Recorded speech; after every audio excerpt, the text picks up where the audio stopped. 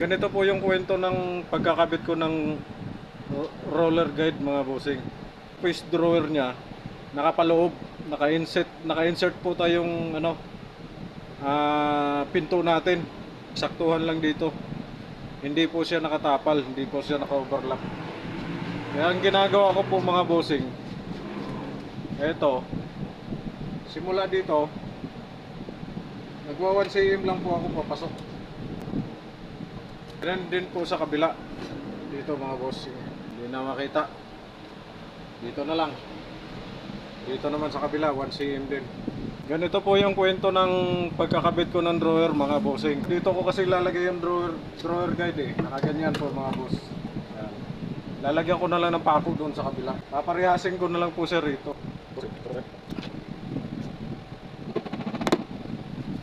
Yan, nakaganyan lang po yung mga bossing oh. Kaya nagwa 1 cm po ako dito, mga bossing. Ito. Sa dulo na ito. Hindi ko po sinasagad yung guide niya.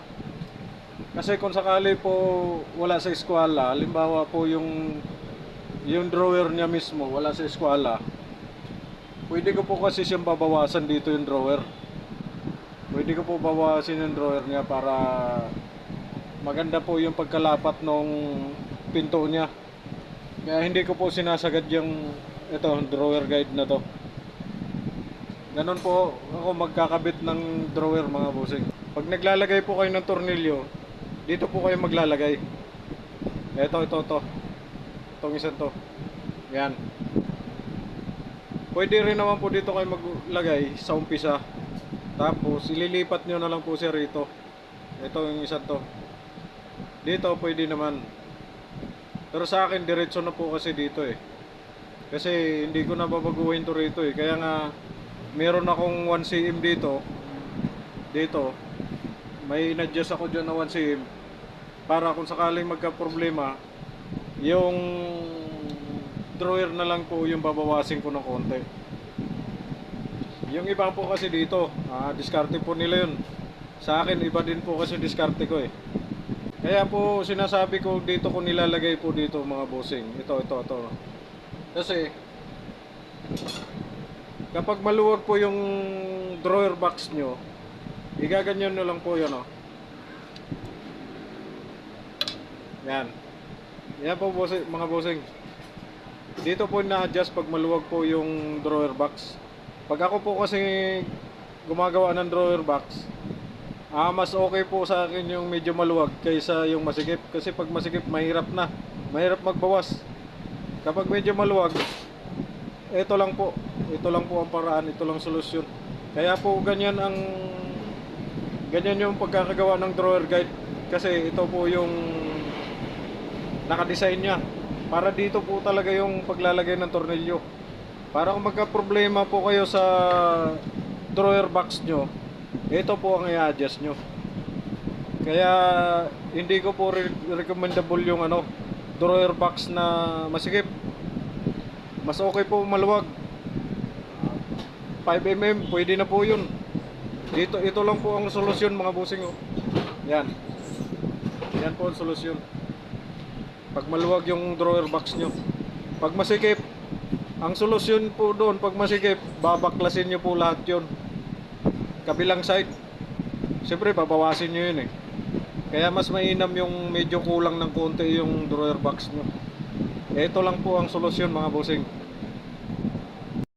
Dati po kasi, mga bossing, hindi ko rin alam to eh. Bakit meron tong ganito eh. Yun pala, siyempre sa katagalan, malalaman nyo rin pala kung anong kwento naman ito.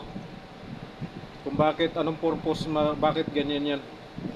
So ngayon,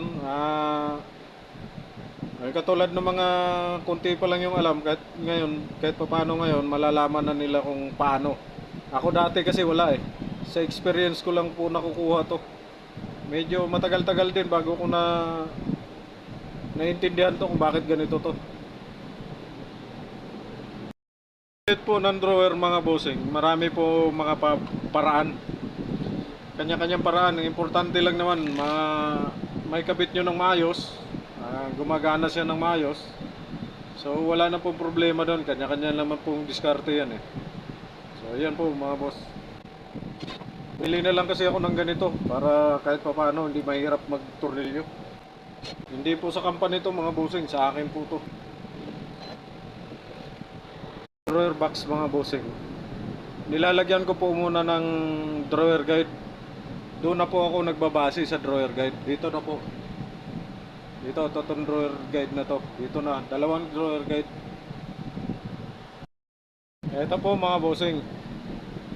Bago po ako magpuputol po ng para doon sa box, drawer box. Nilalagyan ko po talaga muna ng ganito, dalawa. Ito, dalawa. Kasi dito po ako kukuha ng sukat niya.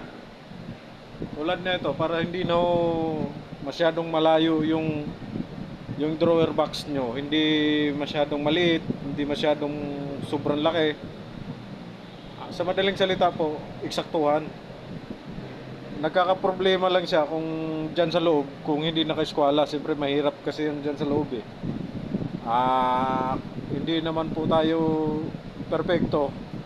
Kahit na anong gawin, meron po talagang pagkakataon na lumilihis katulad niya sa loob. Mahirap po kasi i-eskwala yun na sa loob eh. Mahirap pumasok. Kaya ang madalas naka-eskwala nasa labas na lang. Yung sa loob, doon po nagkakaproblema yung medyo may malaki, maliit. Kaya nagpuputol po ako ng box niya pagkatapos po nito. Ito. Yan.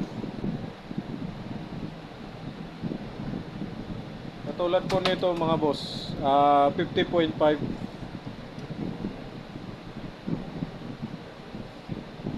Pero ang sukat niya po talaga, ito magkabilaan na to, 50.7. Ang gagawin ko na lang, 50.5 yung box, drawer box ko. Siguradong ano po yun, swabe po yung takbo ng drawer nun. Yan po ang mga busing, 1 mm lang dito, 1 mm lang doon. Okay na po yun. Para hindi siya iipit. Siyempre, titignan ko rin naman ang loob kung ganun parehas ba. Parehas naman. So, okay lang. Ibig sabihin, naka-eskwala siya. So, ganyan lang po ang kwento ng pagdo-drawer ko mga bossing. Paglalagay ng drawer guide. Yan. Kaya po nag-adjust ako ng 1 cm dyan. Siyempre, hindi po tayo perfecto eh. Kung sakaling magka-problema, binabawasan ko na lang po kinakatam ko na lang po yung drawer box niya. Dati po mga bossing, sinasagad ko yun eh. Hanggang dito. Hanggang doon sa face drawer niya. Sa box, kung ano yung laki ng box. Dulo rin po yan. Ang problema pala noon, kapag may babawasin ka doon sa box, obligado, babaklasin mo ulit to. Kaya hindi na po ako ganun. Nag-a-adjust na po ako ng 1 cm dito, 1 cm naman doon. Para kung babawasin ko yung box, hindi na ako mag-a-adjust ng drawer guide na yan. So yun lang po ang kwento ng pagkakabit ko ng drawer guide mga bossing. Naman po tayo magkukwento sa box.